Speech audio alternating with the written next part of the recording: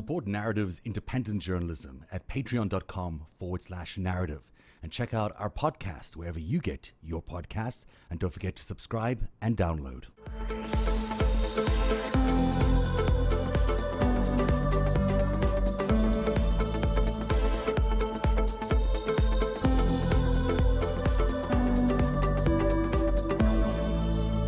Also look at what they've done with Roger Stone and, this unbelievable, letting him off his sentence that President Trump did. And then on top of that, you've got what happened with Michael Flynn. And it was just the other day that another U.S. attorney or a former U.S. attorney, I don't even know, he might still be there, Mr. Zelinsky from the district from Maryland, I think. He testified before the Justice Department or before the Justice Committee about what happened with Roger Stone and how badly mismanaged that case was under Bill Barr's direction, and that, there is an extensive cover-up of a series of crimes. It seems at the direction of Bill Barr to suppress anything that might be critical or connect in any way to the President of the United States. And Epstein is a very similar case, if not an exact example of what that looks like. Well, let me help you with the linkage. I worked for Roger Stone at the time of the Wikileaks crimes. You worked for Roger Stone at the time of the Wikileaks crimes? Yes. I was part of the super PACs supporting Donald Trump for the White House race in 2016. He announced in 2015. And I worked one-to-one with Roger Stone. I understood what he was doing. I provided opinions to him from qualified law firms in Washington, D.C., explaining that the reason for their investigation of Roger Stone was that the content was not media content, it was stolen content. And I stepped down and stepped back from that race after I explained to them in Trump Tower that Paul Manafort was a party to taking those many millions of dollars that was first appearing in the media. I was the one that looked into Paul Manafort and reported back to Trump Tower that the Republicans had confirmed that Paul Manafort took those millions of dollars into his accounts that were the basis of his problem, one of the counts, and Roger Stone had a bigger basis for his problems because of the WikiLeaks and all that was said incorrectly. If he would have shut up, Roger Stone, he would have never been arrested. He would have never been indicted. You just actually broke a lot of news. All he had to do was shut up. He would not have been indicted. Let's back up a little bit here, because I think a lot of people are going to be surprised to hear that you were a supporter of Donald Trump in 2016.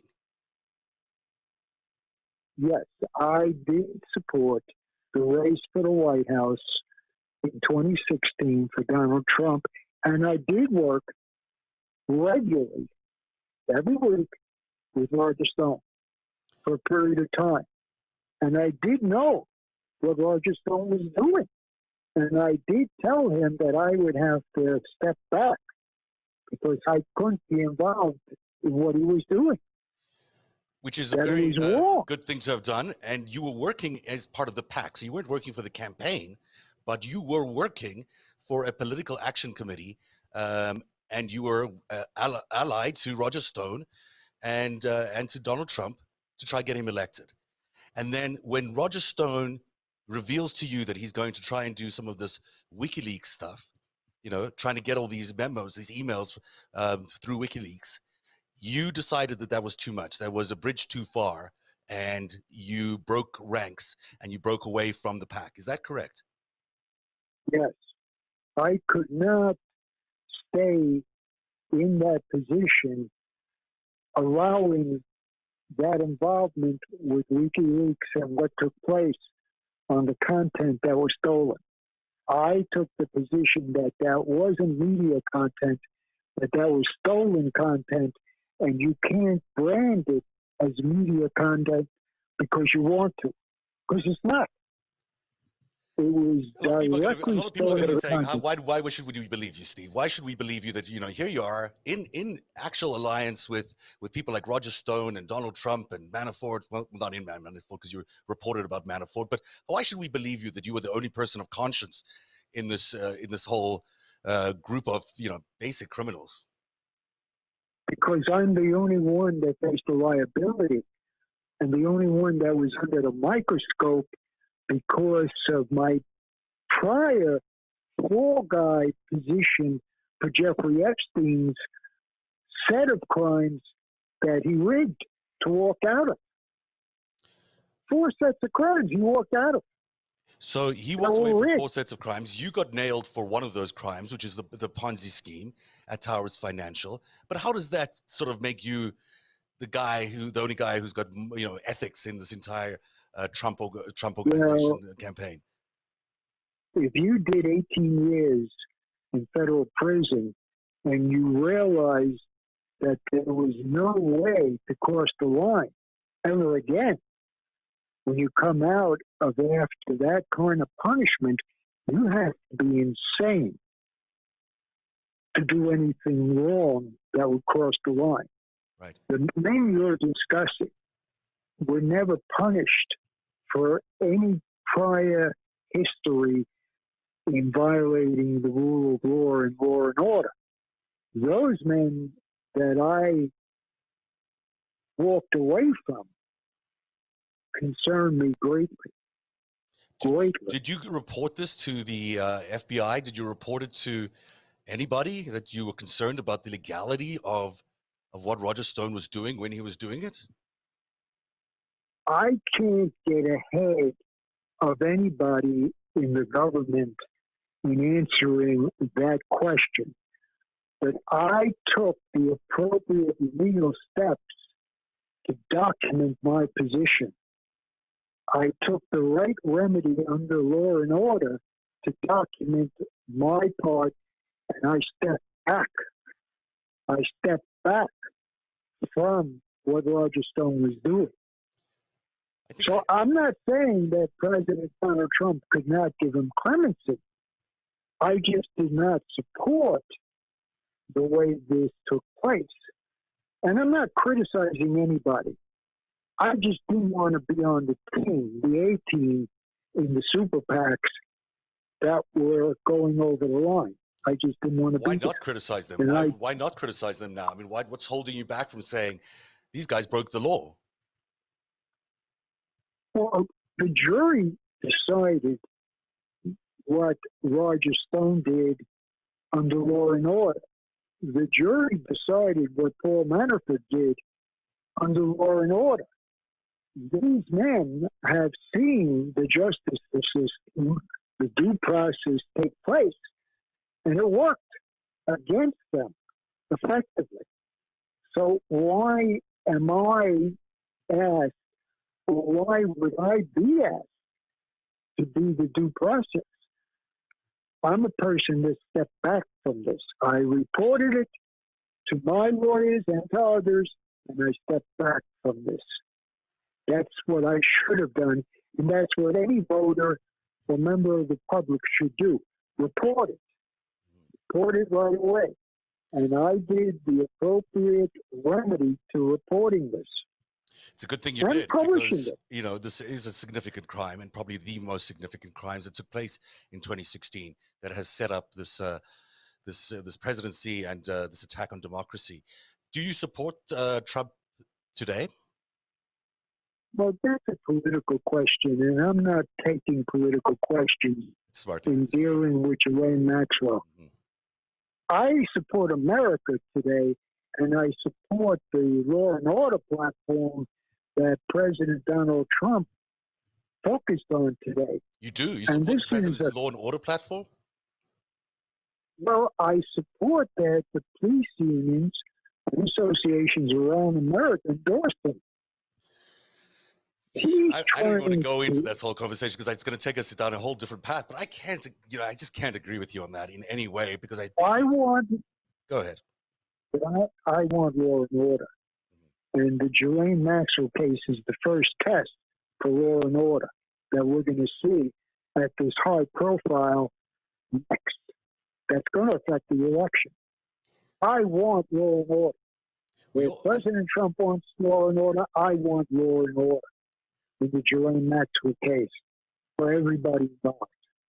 I think there's a real distinction between the Ghislaine case and the police unions, which have played a very difficult role in cities around this country, in creating a whole different power structure that is polluting the criminal justice system, that is creating a lot of corruption and discrimination, and that people are just ultimately fed up about. The normal average day people are really depressed about the state of their policing in their cities, and a large chunk of that ultimately falls at the feet of these police union, which have sort of taken an outsized, powerful role in combating crime. So I'm going to leave that aside because that's not what today is about. I'm really fascinated. I did know about the Roger Stone thing before, but I did not expect you to come out and say it tonight. And so I'm glad you have. You're going to get a little bit of a reaction, I assume, from the folks out there, and as you should, because I think it's a really interesting point that you bring up. As someone who was inside the room, as someone who was actually there as they were discussing it, can you relate anything about how that happened? I mean, was it just Roger Stone saying, "I'm going to get these emails"? Or what did it look like inside the room? I don't want to get ahead of that because that seems to be under investigation right now by a number of people. And I know that there were recordings made of the conversations between myself, Roger Stone, and Trump Tower. I know that. Who made the recordings? So, whoever had the authority to make the recordings. Understood. All right. Terrific stuff for understanding who you are, because I think a lot of people don't understand the journey you've had, that you've come through 18 years in prison, that you've landed up still being friends with the same people that some of whom helped you get to prison. It seems to be always surprising that you wanted to remain close to people like Trump, even though you knew he was close to Epstein. Well, I wouldn't call the word friends. I would call that I have 33 years now, as of today, involvement in the Jeffrey Epstein case, and I'm a fall guy for the Jeffrey Epstein case, someone that was involved with the crimes, and I want to repent and set the record clear. And I have tremendous remorse. And I'm talking openly about what I can say, not to interfere with any ongoing investigations. I think that's pretty clear. That's you're answering in as clear a way as you can under the circumstances of what might be going on behind the scenes, and a very complex situation that we're all dealing with, but certainly that the prosecutors are dealing with directly, as the other investigations that are going on around the country. I want to thank you for sharing that. Where do you think we go next? Yeah, with Ghislaine? Ghislaine will be moved to a prison that should house her outside of New York City. And that's only standard operating policy for the Federal Bureau of Prisons and this high-profile witness, Ghislaine Maxwell. And then her lawyers will negotiate a basis for her to start to name names. Looking for this to happen in 30 seconds is not realistic because the lawyers want to test the non-prosecution agreement to see if they can have that binding if they choose to do that degree of in-court due process for Ghislaine Maxwell. It won't work at the Southern District of New York for Ghislaine Maxwell. They got to buy her a little time, but I would think she wants her life to move on now in a different direction, and I would hope that she would turn to spirituality and faith and come clean in the system of injustice that's taking place here. Looking at the things that she's done and the insight we're getting from her from all the stuff you've been sharing, but everybody else has been sharing about her. I don't know if spirituality is going to come that quickly to her, but I do think that she's going to have a desire to return to a normal life. No one's going to want, in her position, no one wants to be stuck in a prison, fearing for your life in the way that she is. And the only way she can do that is by coming clean. Otherwise, she's facing 35 years in prison. That's for the first group of crimes. Yeah. That doesn't even go near the second group of crimes. There's much more that she hasn't been charged with yet. Much more. And they didn't touch the surface yet on the crimes. And this is the thing to underline from tonight, is that there are so many financial crimes that we have not yet even begun to talk about, that really are massive in scale, that dwarf anything that you can think of in the past. You know, you could think of the crime that you were involved in as being one of the biggest Ponzi schemes ever. And these things are even bigger than that. So we're talking about billions and billions of dollars being taken out of the economy potentially, and laundered into the economy. And that's going to be an interesting thing to watch. It's remarkable that you were in the room for both Epstein and for Roger Stone. What do you think is going to be? Let me ask a question that's actually just showed up on the Twitter feed here. What do you know about this spouse, this Mr. John?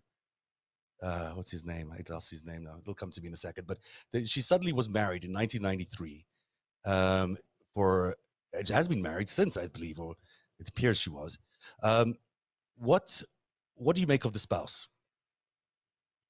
We're going to have to see what develops in that story, because today is the first day of that coming to light.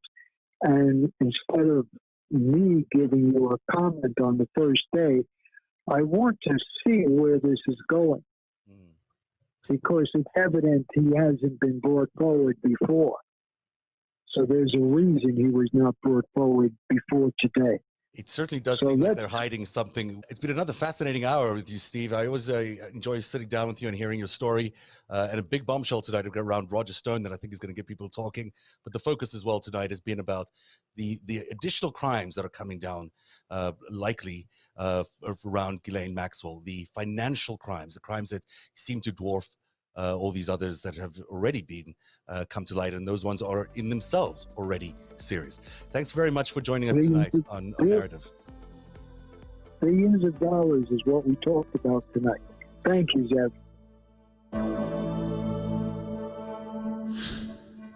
Support Narativ's independent journalism at patreon.com/narrative, and check out our podcast wherever you get your podcasts, and don't forget to subscribe and download.